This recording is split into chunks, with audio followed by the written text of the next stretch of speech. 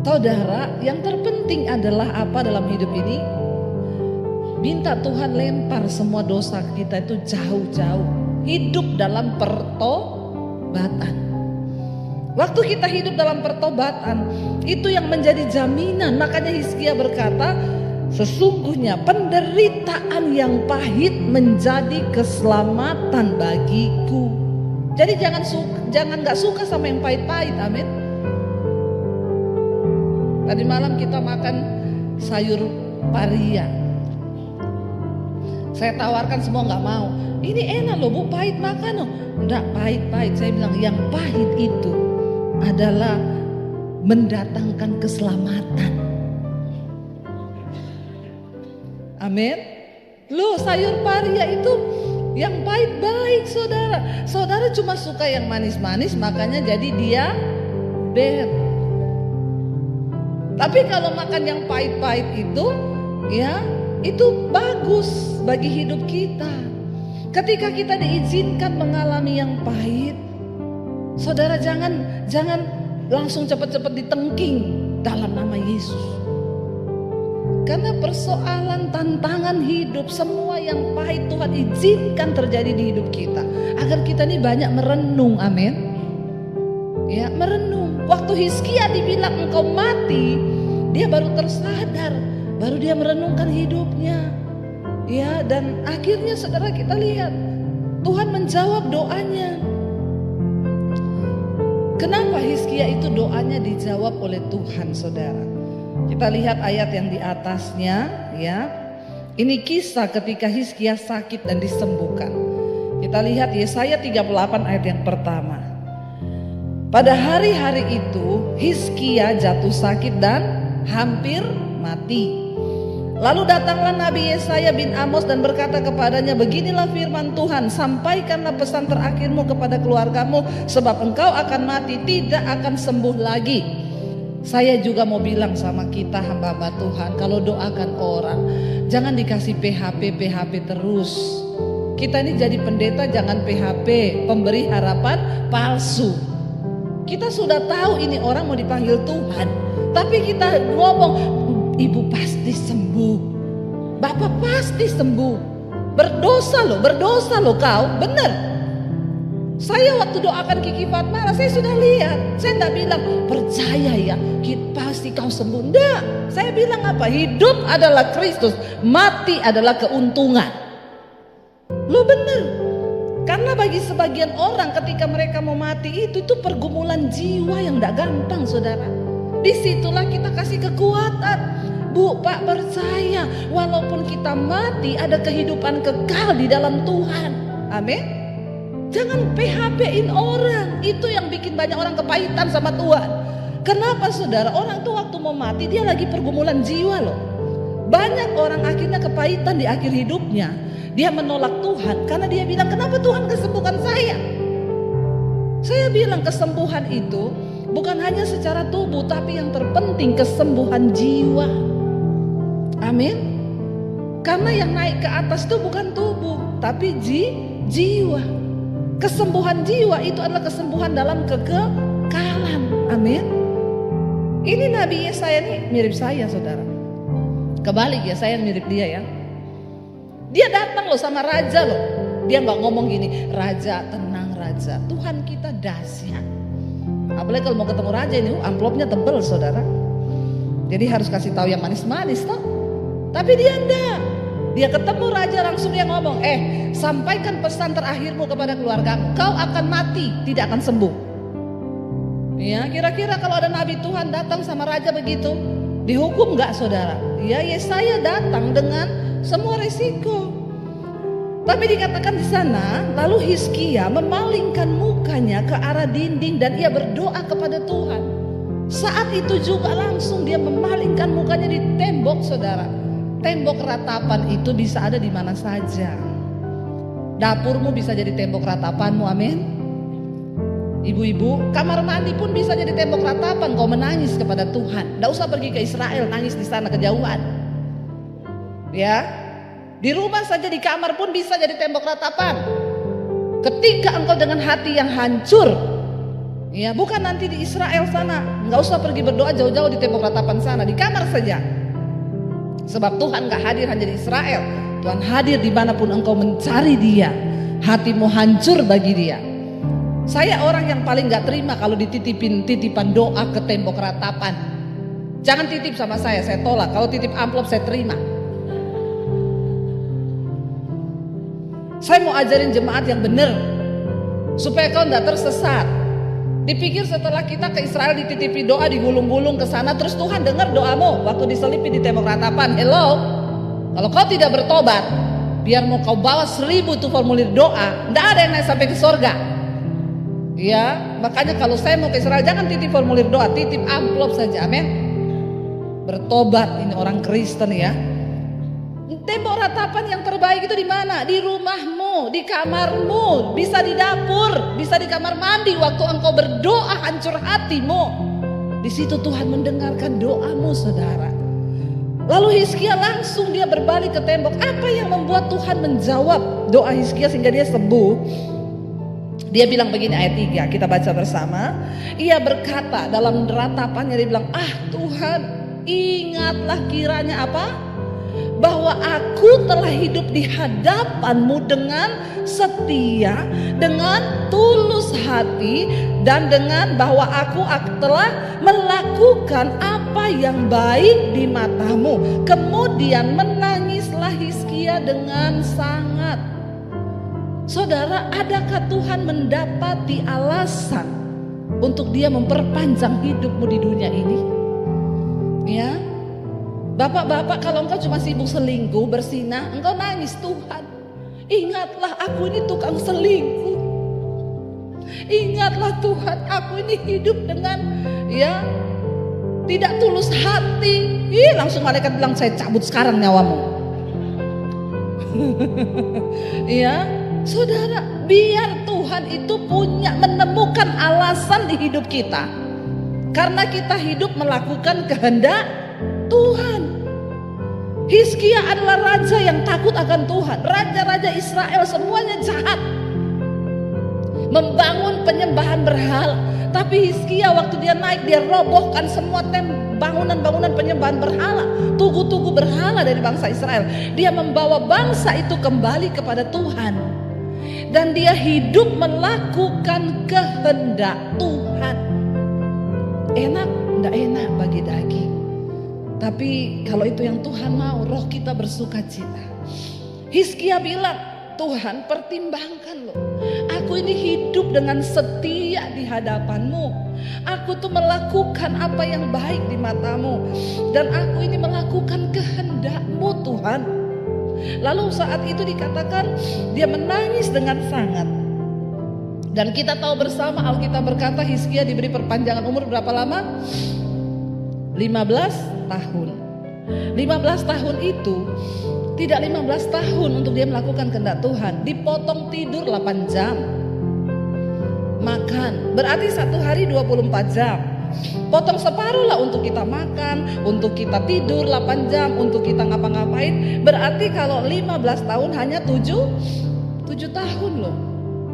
Itu enggak lama loh.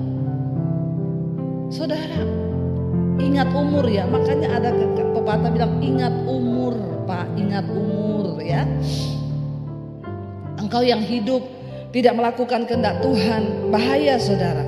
Hizkia berkata begini, kenapa dia bilang dia ingin hidup lebih lagi di hadapan Tuhan. Kita lanjut tadi ayat yang ke-17, ayat 18 ya. Dia bilang begini saudara, ayat 18, Hizkia berkata begini. Sebab di dunia orang mati ya, sebab dunia orang mati tidak dapat mengucap syukur kepadamu Tuhan. Kalau saudara masih hidup, banyak-banyaklah mengucap syukur. Tidak usah banyak bersungut-sungut. Karena kalau kau sudah mati, kau sudah tidak bisa mengucap syukur lagi sama Tuhan. Amin. Apapun persoalan hidup kita, apapun masalah yang kita hadapi, banyak-banyak bersyukur. Karena kalau udah mati tidak bisa lagi orang mati bersyukur sama Tuhan. Waktunya kita bersyukur itu kapan? Sekarang. Saat kita diberi hidup, nggak usah banyak mengeluh. Makanya saya suka kalau orang datang, Bu, hidup saya ini berat, Bu, begini. Jadi mau hidup atau mati? Tak doakan sekarang. Kalau udah nggak sanggup hidup lagi, didoakan biar mati ya Tuhan, cabut sekarang nyawanya. Jangan Bu, saya masih pengen hidup, bersyukur. Amin. Jangan banyak mengeluh, mengucap syukur, karena itu yang dikehendaki Tuhan atas hidup kita. Nggak usah banyak mengeluh, apa-apa mengeluh gini, mengeluh. Ya, bersyukur saudara. Belajar bersyukur, sebab Hizkia berkata di dunia orang mati kita sudah nggak bisa lagi bersyukur. Ya, dan mau tidak dapat memuji-muji Engkau. Yang kedua saudara, orang mati sudah nggak bisa memuji Tuhan.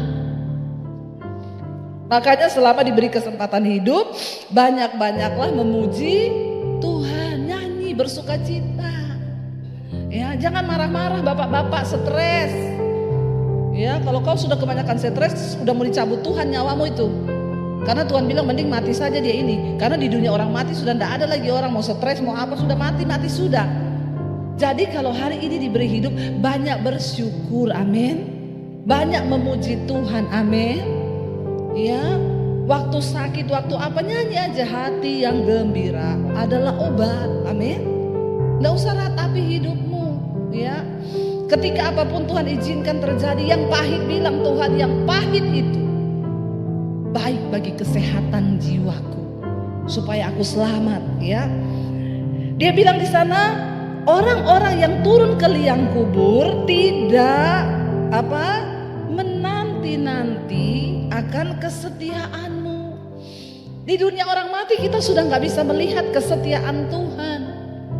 Kita nggak bisa lagi bersaksi bagi kebesaran nama Tuhan. Justru waktu kita hidup, ya kita bisa bersaksi tentang kesetiaan Tuhan dalam hidup kita. Makanya hidup ini harus sungguh-sungguh dengan Tuhan. Ayat yang ke-19, tetapi hanyalah orang yang hidup, dialah yang mengucap syukur kepadamu. Lihat kanan kirimu, bilang masih hidup toh? Bersyukur.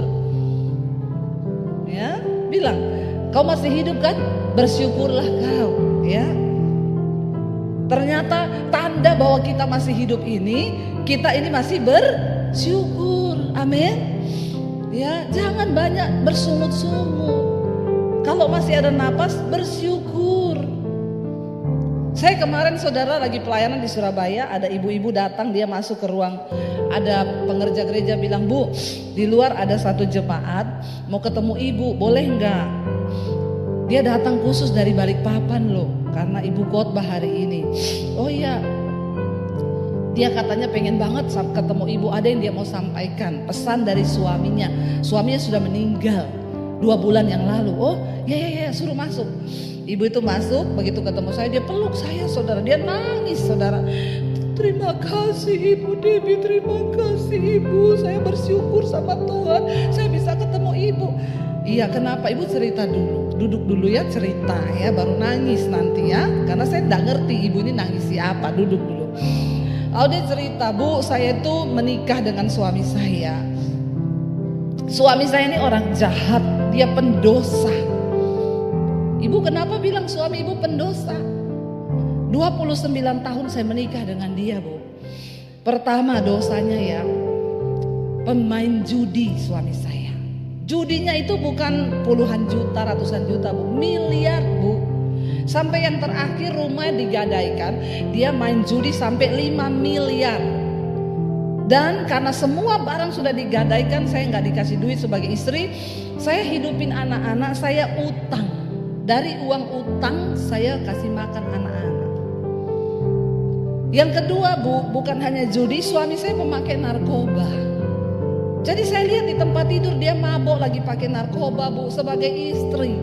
Udah ndak ada uang, saya utang buat makan, dia pakai narkoba, suntik, mabok di kamar. Yang ketiga, Bu, kenapa saya bilang dia pendosa? Satu kali saya lihat di Instagram ada perempuan foto sama suami saya, sama pegang 2 anak. Dia tulis selamat ulang tahun suamiku. Saya lihat begitu. Saya tunggu dia pulang, Bu. Waktu dia pulang saya bilang, Pak, ini kamu kamu kan? Kamu udah menikah lagi, udah punya anak 2 kecil-kecil. Saya pikir waktu saya bilang begitu dia nangis minta maaf. Enggak Bu, saya dipukulin, saya dihajar. Saya jatuh di bawah, saya diinjak sampai jari kaki saya 1 putus. Dan saya bersimbah darah, pendarahan di lantai. Waktu dia lihat saya begitu Bu, dia injak saya, dia bilang mati kau sekalian. Saya bilang oh memang kalau itu bukan pendosa lagi, bajingan tuh suami itu. Jengkel saya mendengarnya. Ada manusia begitu, bukan manusia itu. Saya bilang hah? Iya Bu, iya Bu. Dan 29 tahun saya menghadapi suami yang demikian. Setiap hari yang menguatkan, saya temukan khotbah Ibu 2019.